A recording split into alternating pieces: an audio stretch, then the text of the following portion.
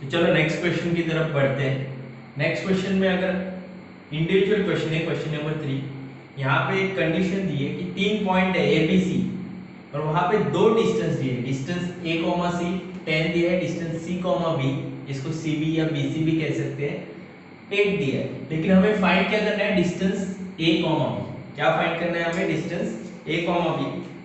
यहाँ पे देखो एक क्वेश्चन में उन्होंने मेंशन किया है कि ए कॉमा बी फाइंड करो, लेकिन कंसीडरिंग ऑल पॉसिबिलिटीज, आपको जितने पॉसिबिलिटीज है यहाँ पे रखने हैं। अभी पॉसिबिलिटीज कितने होते हैं यहाँ पे, अगर 3 पॉइंट है तो 3 होंगे। कैसे, देखो अगर मैं पहले बी को बीच में रख रहा हूँ और 2 पॉइंट साइड में जाएंगे, बी हो गया तो उसके बाद सी को ले लो और उसके बाद ए को ले लो, ऐसे 3 कंडीशन है। तो पहले बी से स्टार्ट करते हैं, अगर बी बीच में तो ए यहाँ पे या सी यहाँ पे, लेकिन बी बीच में चाहिए।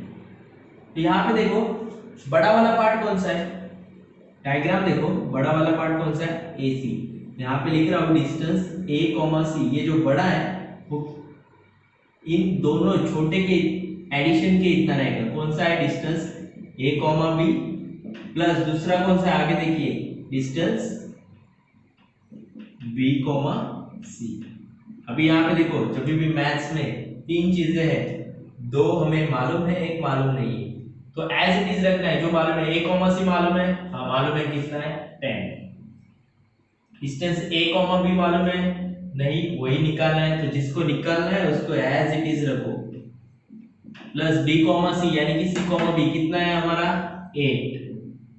अभी देखो एक चीज मैथ्स में हमेशा ध्यान में रखना, जिसको फाइंड आउट करना है उसको अकेला रखो।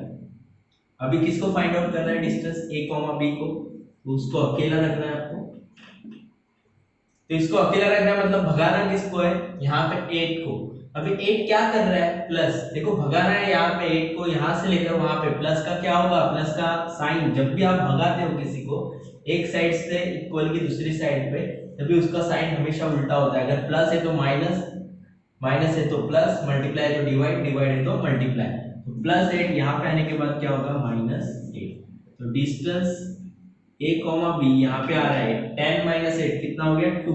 लेकिन मैंने बताया क्या लिखना है आपको, यूनिट्स। अगर मीटर सेंटीमीटर नहीं दिया है तो यूनिट्स हमेशा लिखना भूलिएगा नहीं। कभी कभी मैं भी भूलता हूँ, लेकिन आपको नहीं भूलना है क्योंकि ये इंपॉर्टेंस है। यूनिट्स नहीं लिखोगे तो आधा मार्क्स आपका कट जाता है। ओके, अभी बी पॉसिबल है, बी से आंसर तो आ रहा है। अभी सी के यहाँ पे जा रहे हैं, देखो बीच में अगर मैंने सी को रखा है तो दोनों पॉइंट ए और बी एक्सट्रीम एंड पे जाएंगे। यहाँ पे देखो बड़ा वाला कौन दिख रहा है, अभी जैसे यहाँ पे ए सी था, अभी कौन दिख रहा है, ए बी। तो बड़े वाले को अलग से लिखना है अकेला, बराबर। और जो छोटा कौन है, ए सी और C B, distance A C plus distance C B. यहाँ पे देखो ए बी मालूम है क्या, नहीं, जो मालूम नहीं उसको एज इट इज रखो। ए सी मालूम है, ए सी कितना है देखो 10 प्लस सी कॉमा बी कितना है देखो 8। क्वेश्चन देख रहे हो ना अच्छे से, ए सी 10 है, सी बी 8 है। अगर डिस्टेंस ए कॉमा बी हमें निकालना है, देखो ये ऑलरेडी अकेला है तो इसको भगाने की, किसको भगाने की जरूरत नहीं है, ये अकेला है। 10 + 8 कितना हो गया 18। लेकिन क्या देना मत भूलिएगा, यूनिट्स। तो ये हमारा केस 2 हो गया। अभी केस 3 सॉल्व करते हैं। देखो बी बीच में हो गया, सी मिडल पॉइंट पे आया था। अभी ए का सॉल्व कर रहे हैं। देखो अगर ए सॉल्व कर रहे हैं तो यहाँ पे सी बी है, क्या है यहाँ पे सी बी, बड़ा वाला यहाँ पे दिख रहा है C B is equal to distance, छोटे वाले कौन से ए सी है या ए सी कुछ भी लिखो चलेगा, और यहाँ पे डिस्टेंस ए कॉमा। चलो फॉर्मूला सेटअप हो गया। अभी इसके बाद सी बी मालूम है क्या, देखो गिवन में दिया है सी बी कितना है 8। डिस्टेंस ए कॉमा सी बी मालूम है कितना है, अच्छे से देखिए 10। डिस्टेंस ए कॉमा बी मालूम नहीं है तो एज इट इज रखिए। यहाँ पे देखिए जिसको निकालना है, मैंने हमेशा बोला है जिसको निकालना है उसको अकेला कैसे रखना है, अकेला। अकेला है तो किसको भगाना पड़ेगा, उसके बाजू में 10 है उसको भगाओ, भगाना लेकिन इज्जत से। इज्जत से मतलब क्या, यहाँ पे प्लस है तो यहाँ पे आने के बाद क्या होगा माइनस। यहाँ पे 8 है, प्लस 10 आने के बाद क्या होगा -10। 8 - 10 होता है -2। यहाँ पे डिस्टेंस ए कॉमा बी कितना आ गया -2 यूनिट्स। लेकिन याद करो, मैंने एक चीज बोली थी, याद कर वो सारे लेक्चर। मैंने एक चीज बोली थी यहाँ कि जो भी डिस्टेंस है या फिर जो भी क्वांटिटीज होती है वो कभी नेगेटिव में नहीं। ये आंसर नेगेटिव आ रहा है तो ये केस 3 है, ये पॉसिबल है क्या? नहीं है। यहाँ पे लिख रहा हूँ केस 3 डज नॉट पॉसिबल, या केस 3 हम ऐसे लिखते हैं डज नॉट एग्जिस्ट। समझ में आया? क्योंकि केस 3 पॉसिबल ही नहीं है, एग्जिस्ट ही नहीं करेगा, क्योंकि उसका एक डिस्टेंस क्या आ रहा है? नेगेटिव। ये फॉर्मेट पॉसिबल नहीं है। लेकिन केस 1 और 2 से हमें डिस्टेंस a, b मिल रहे हैं। यहाँ पे फाइनल आंसर मैं लिख रहा हूँ, distance a, b is equal to, या तो कितना आएगा 2 और कितना हो सकता है 18, या तो 2 आंसर रहेगा या फिर 18। ये दोनों में से कोई भी एक आंसर रह सकता है, लेकिन ये थर्ड केस वाला आंसर नहीं आएगा, क्योंकि इसका रीजन है नेगेटिव साइन। क्योंकि जो कोई भी क्वांटिटी, डिस्टेंस हो, कुछ भी क्वांटिटी आपको मेजर करनी है तो हमेशा पॉजिटिव में मेजर होती है, यहाँ पे नेगेटिव में मेजर नहीं होती है। तो सेम क्वेश्चन, एक क्वेश्चन 4 है, सॉरी बाय मिस्टेक वहां पे 3 है। क्वेश्चन 4 की तरह क्वेश्चन नंबर 5, वहां पे भी आपको सेम पॉइंट्स दिए, आपको 3 केस सॉल्व करने हैं और कौन सी केस एग्जिस्ट कर रही है कौन सी नहीं, ये आपको वहां पे बताना है। ठीक है, थैंक यू। ठीक है, तो नेक्स्ट क्वेश्चन की तरफ बढ़ते हैं। ये है क्वेश्चन नंबर 6। तो क्वेश्चन की डिमांड क्या है? देखो, स्केच प्रॉपर फिगर। फिगर यानी कि हमें डायग्राम ड्रॉ करना है, बराबर। डायग्राम यानी कि छोटी सी नंबर लाइन। लेकिन यहाँ पे देखो, हम डायग्राम तभी निकाल सकते हैं जब भी हमें बिटवीननेस दिया है। तो ये a dash b dash c का मतलब होता है कि बिटवीननेस दिया है, कि b बीच में है, b is in the middle of point a and c।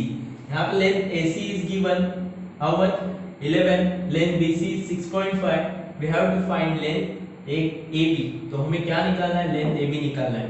तो जो दिया है वो पार्ट मैंने कहा किस में लिखा है? गिवन में। जो फाइंड करना है वो टू फाइंड में, और यहाँ पे सॉल्यूशन। देखो, सॉल्यूशन के पहले मैंने बिटवीननेस दिया है तो डायग्राम के लिए आसानी होती है। a dash b dash c है, इसका मतलब बीच में कौन सा पॉइंट है? b। यहाँ पे या तो c लिखो या एक कुछ भी चलेगा, लेकिन बीच में कौन आना चाहिए? b। अभी यहाँ पे देखो, हमने सॉल्व किया है पिछले सम में। AC सबसे बड़ा कौन है?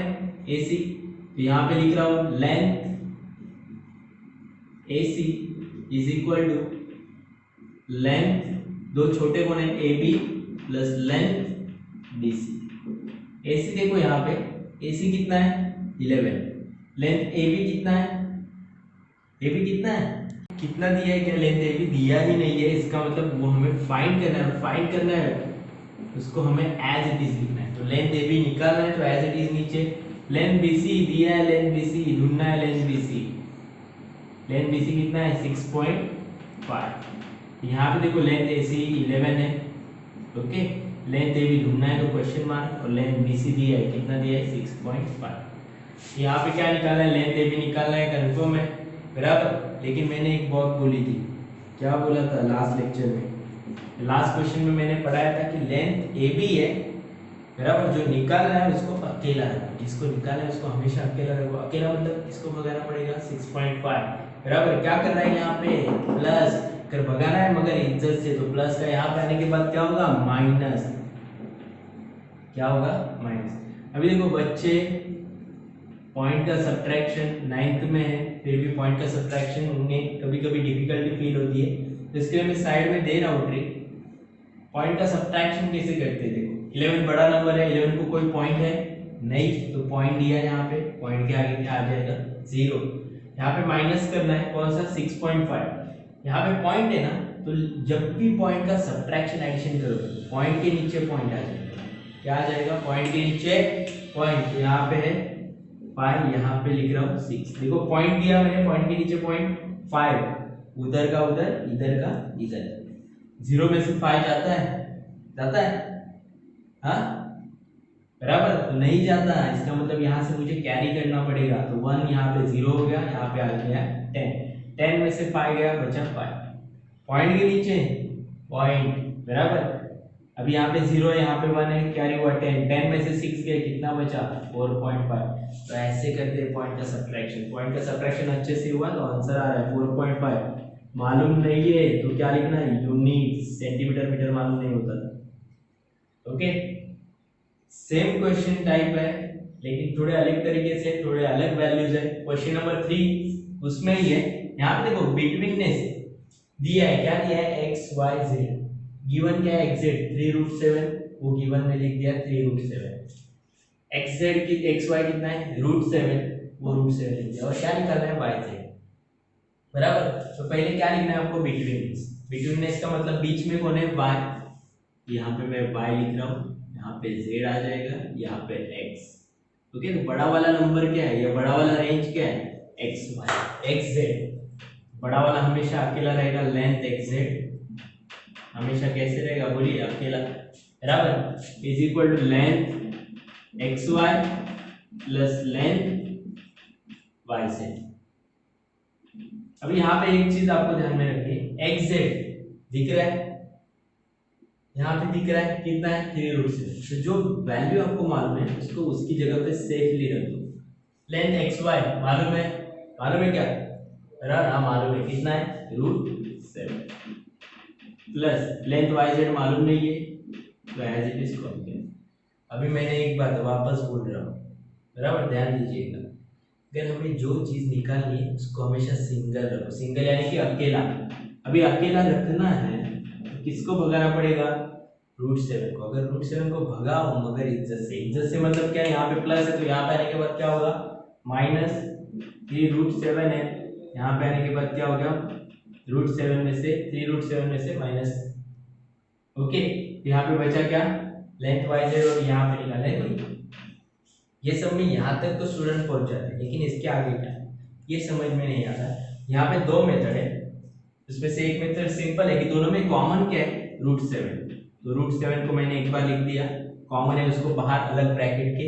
यहाँ पे अगर √7 बाहर चला गया तो बचा क्या 3, माइनस यहाँ पे √7 चला गया तो क्या होता है, जिधर कुछ नहीं होता उधर क्या होता है 1, क्योंकि 1 क्या है, मैथ्स का भगवान होता है मगर दिखता नहीं, बराबर। और दूसरा मेथड में इजी है, आपको बता रहा हूँ। 3 - 1 कितना हो रहा है, 2√7, तो लेंथ वाई जेड। दूसरा मेथड क्या है, √7 कितने हैं, 3, तो 3 बार लिख रहा हूँ, √7 समझाने के लिए ये मेथड यूज करा।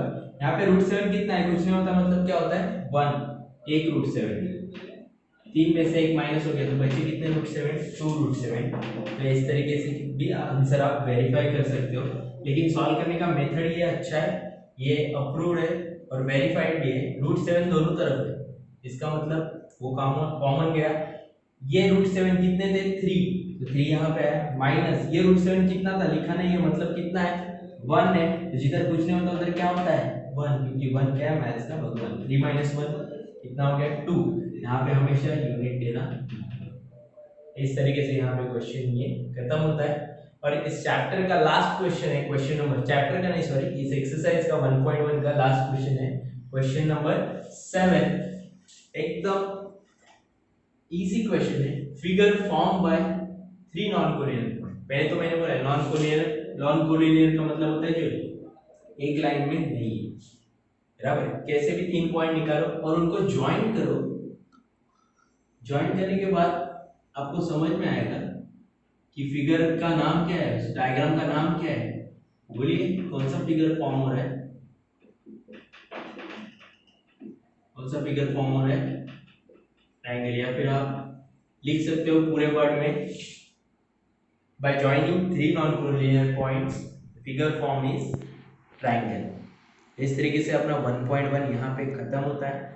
ये तो सम आपको करने हैं, और जितने सम मैंने यहाँ पे नहीं किए वो सम एज अ होमवर्क, मतलब ये प्लस वो होमवर्क वाले सम क्लियर करने हैं। अगर नहीं समझ में आ रहा है तो पर्सनली व्हाट्सएप पे मैसेज कीजिए, और डाउट सेशन में ले लूँगा इसके ऊपर पर्सनली वीडियो कॉल करके। तो आपको जो पॉइंट्स नहीं समझ में आए वो सॉल्व करके लेंगे। लेकिन जब जैसे भी वीडियो देखना है, वीडियो का हर एक पॉइंट आपको अच्छे से देखना है।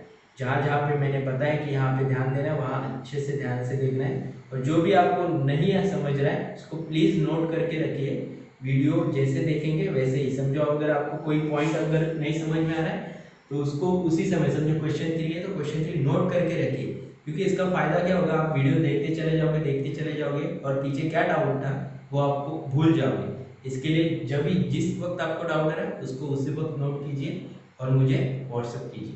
Thank you.